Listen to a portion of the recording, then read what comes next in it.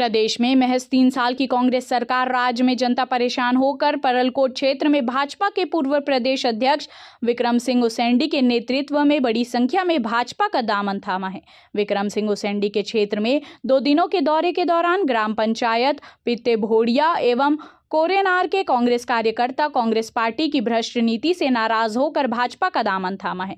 विक्रम उसेंडी एवं भाजपा नेताओं के मौजूदगी में विधिवत भारतीय जनता पार्टी में प्रवेश कर पार्टी की मजबूती के लिए एकजुटता से कार्य करने की संकल्प लिया है। वहीं पार्टी के पूर्व प्रदेश अध्यक्ष व वरिष्ठ नेता विक्रम सिंह उसेंडी नव प्रवेशित कार्यकर्ताओं को पार्टी का गमछा गला में डालकर उनका स्वागत किया है।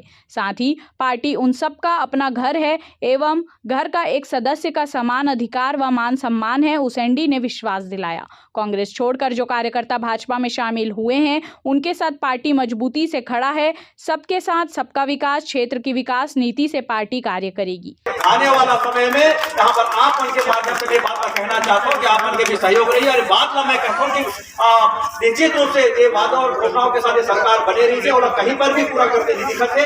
आने वाला समय भारतीय जनता पार्टी और हमारे नरेंद्र मोदी जी के नेतृत्व में ये छत्तीसगढ़ के साथ साथ कोरेनार क्षेत्र में विकास के काम तो हो ही, ये बात कहते हुए बल बात समाप्त कर रहा हूँ।